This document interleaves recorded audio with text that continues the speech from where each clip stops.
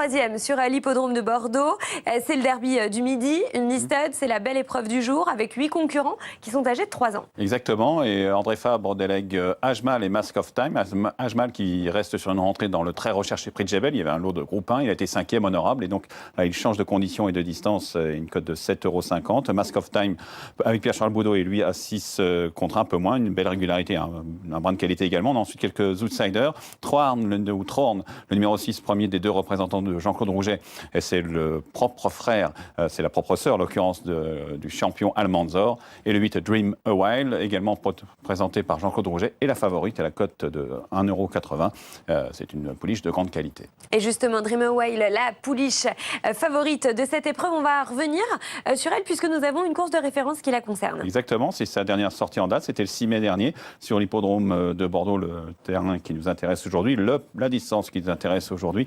Et ce jour-là, Dream a While allait dominer une autre représentante de Jean-Claude Rouget, à savoir Aya Baladi. Mais on voit que ça a été un bon travail pour cette Dream a While, la fille de Warfront, une origine paternelle américaine qui, comme à l'entraînement, s'est détachée seulement soutenue au bras par son partenaire Hugo Journiac, qui la retrouve aujourd'hui. C'était sa deuxième sortie de la saison. Elle avait, pour l'anecdote, débuté en octobre au mois donc à Deauville, en dominant une certaine rythmique qui, elle, est une des meilleures pouliches françaises.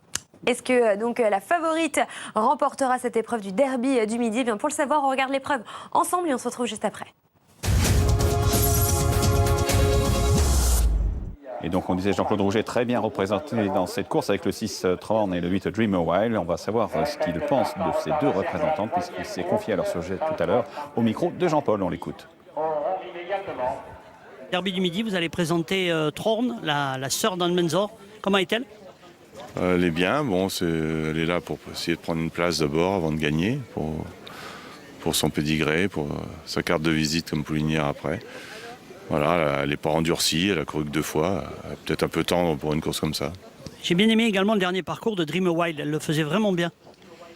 Oui, j'aurais préféré qu'elle gagne de 2 longueurs plutôt que 5, parce qu'on entame le capital à 3 semaines, c'est pas forcément astucieux, mais bon, c'est une pouliche qui a un potentiel et j'espère qu'elle ne sera pas battue en colure parce que pour avoir entamé le capital la dernière fois. Merci Jean-Claude. Voilà, Dream a While, donc le numéro 8, la grande favorite à égalité. Ici on voit le numéro 7, Allons-y qui s'est un peu perdu sur une piste très lourde dernièrement à Saint-Cloud. Dans le prix Rose de Maine, Listed, dont elle a fini 7e. Auparavant, elle avait montré un très bon changement de vitesse à Cagnes-sur-Mer à 2 reprises. Surveillée avec une piste qui sera sans doute beaucoup plus à son goût.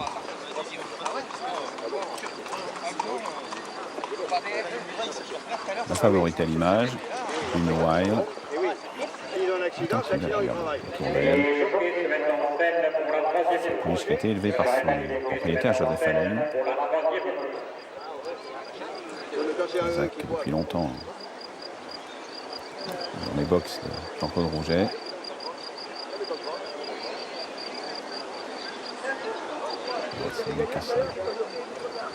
Quatrième course. Derrière elle, me semble-t-il, Fazendera. Une des 4 pouliches au départ, 4 poulains contre 4 pouliches dans ce 161e derby du Midi, Arcana Racing Club. Alors, cette pouliche attentive et bien sûr très douée. Ici, le numéro 6 à cette forme, logiquement l'autre représentant de Jean-Claude Rouget. Donc la propre sœur d'Almanzor, elle a débuté en étant battue à Chantilly sur le sable par Rowing. Nette pensionnaire d'André Fabre, sans plus, et elle reste sur une victoire très nette, certes, mais devant Lotus Café qui a été battue tout à l'heure. Voilà, elle est douée, elle a quand même expérimenté. Elle monte de catégorie ici. Voilà, le derby du Midi. On va voir les lauréats des dernières éditions de cette course toujours recherchée. On a Gaily Game en 2011, déjà pour Jean-Claude Rouget, qui avait réédité avec Lidari en 2012. Ensuite, Christophe Ferland a gagné 2 fois avec la bonne Chalnetta. Jean-Claude Rouget reprenait son sceptre avec Night Run en 2015. L'année dernière, c'est Sagarois, qu'on va voir tout à l'heure, qui s'imposait dans cette course. Je crois que Jean-Claude Rouget a marqué de son empreinte cette épreuve, comme beaucoup d'empreintes, comme sur beaucoup de courses principales. On aperçu l'As, Ajmal, surveillé bien sûr, c'est un cheval qui, pour André Fabre, dispute en position de favori le prix Thomas Brion au mois d'octobre à Saint-Cloud. Il a déçu en courant honorablement pour sa rentrée. Il s'est essayé dans le prix de Gévert qui prépare théoriquement aux poules ou au Guinée. Il a fini 5e, l'excellent Al Wicker, qui a ensuite été 3e. Les 2000 Guinée de Newmarket. Pierre-Charles Boudot ici. Il va se mettre en selle sur le 2, Mask of Time. Donc Ajmal n'a jamais dépassé les 1400 mètres. Et là, il y a 1900 mètres à parcourir. Mask of Time, lui, a couru sur 1600 mètres, mais pas de 1900 à ce jour.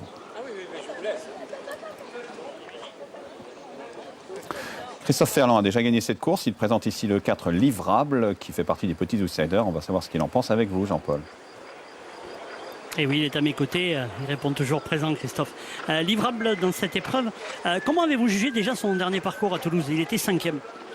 Oui, peut-être un parcours à effacer. Non, le cheval paraît bien. Je pense que le rallongement de la distance va lui être bénéfique.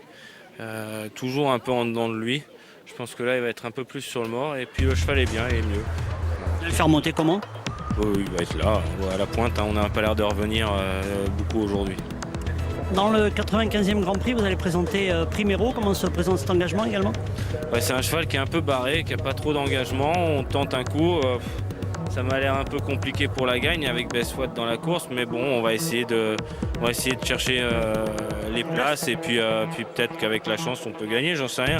Mais faut les courses, faut les courir. Comme je dis toujours, faut courir les courses, on ne sait jamais. Peut-être un jour, il va être moins bien, Best Watt. Mais bon, dans cette catégorie, apparemment, il a l'air au top. Ça va être le grand gagnant du défi. Il aurait dû le gagner l'année dernière. Je pense qu'il va le gagner cette année. Mais on va essayer de tenter le coup. Et on est sur place, on n'est pas loin. Et la piste est bonne. C'est un cheval qui affectionne bien le bon terrain. Merci. Très bien. Entrée en piste de Vert Diamond, le numéro 3. L'entraînement de Thierry Delorière. Extreme Outsider. Reste sur une 6e place dans la course que on a vu tout à l'heure survolée par Dream a While. Une revanche paraît extrêmement improbable. Poulain régulier, mais qui semble affronter là un lot fort pour lui. Le 5, Fazendera à l'image pour Didier Guillemin. A gagné ses concurrents.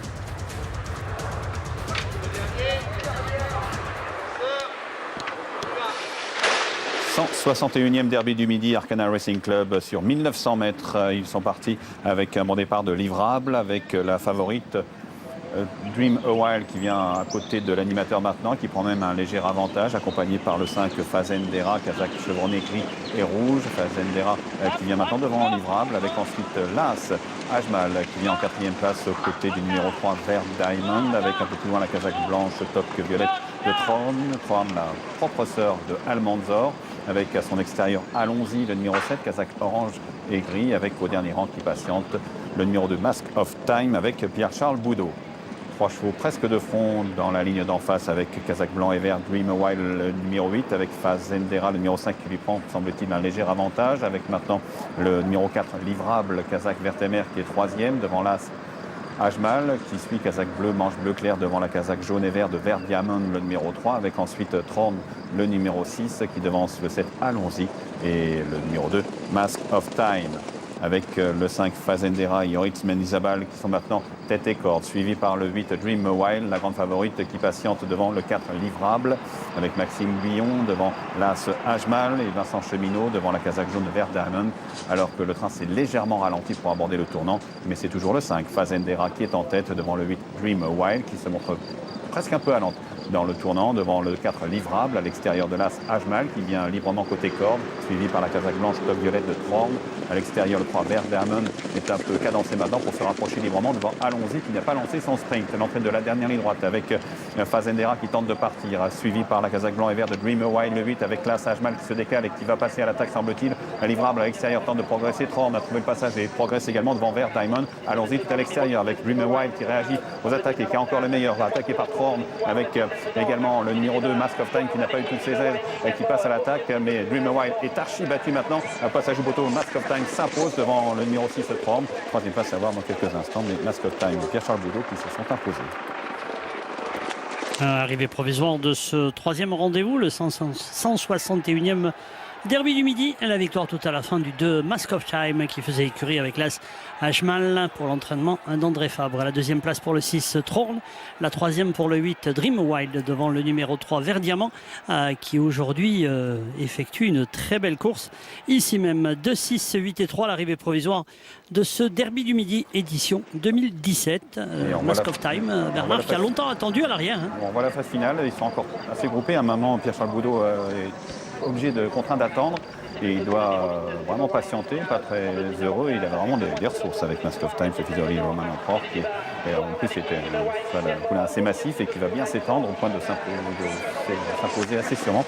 Très belle victoire de Mask of Time devant Troarn sur ce 161e Derby du Midi. Amélie. C'est donc le numéro 2 qui remporte le Derby du Midi, cette troisième épreuve sur l'hippodrome de Bordeaux. Le Bouscat, on rappelle l'arrivée donc toute provisoire 2, 6, 8 et 3.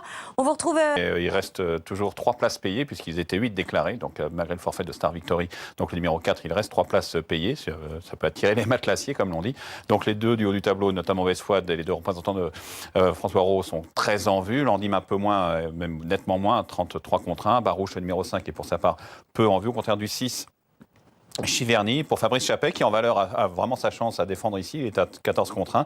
Le 7 Instant de Rêve, qui a accumulé les victoires dans les grands handicaps la saison passée, est à 7,60 €, 9 contre 1 pour Primero, pour Christophe Ferland. Et on va regarder la ref de Best Fouad, c'est donc le 502.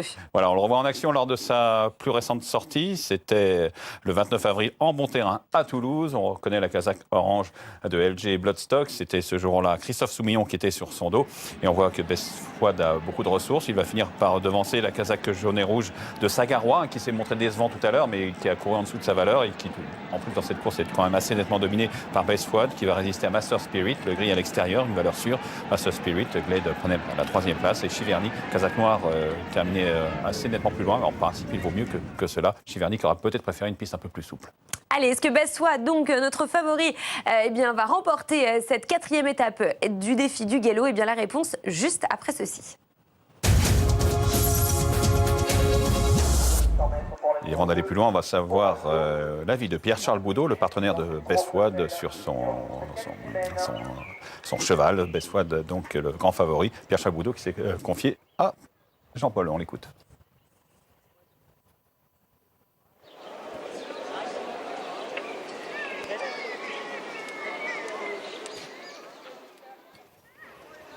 On va reprendre ça, on va recaler tout ça. Ici, on voit Barouche, le numéro 5, qui reste sur une victoire à Châteaubriand, devant Chica Dream, le bon représentant de Norbert Linders, voilà, qui monte de catégorie, mais sur la forme, qui peut espérer bien faire. Cheval qui a couru en Italie la saison passée. On le voit, Sophie's Footstep in the Sand.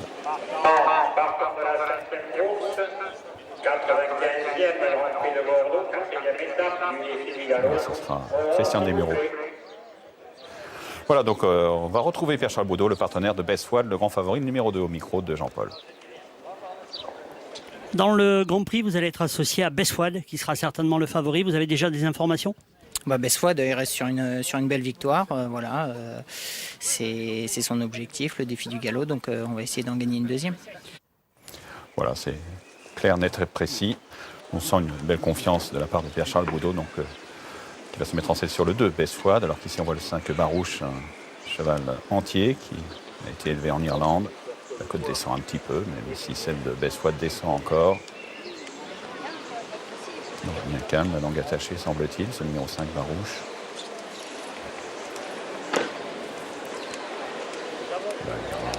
La distance de 1900 mètres. Voilà, on va voir le passé de cette épreuve qui s'est imposé dans ce Grand Prix de Bordeaux, qui aujourd'hui est la 4e étape du défi du galop. François Rowe s'était déjà imposé avec cet ogre du défi du galop, Young Tiger, c'était en 2010. Skins Game pour la marquise de Mortala et Jean-Claude Roger en 2011. Pour Elie Lelouch et la Kazakh Willenstein et Zavosky en 2012. Ensuite Chamalgan pour Xavier Thomas de Méhault. On était venu d'Allemagne pour Valdemar Hixt avec Nicolas Ozio en 2014. Bernet en 2015, Christophe Ferland. Donc, sont au palmarès de cette épreuve, dont on voit toujours l'un des représentants, le 5 Barouche en représentation. Christophe Ferland donc, a déjà gagné cette course. Il présente ici le 8 Primero. Il s'est confié à son sujet au micro de Jean-Paul.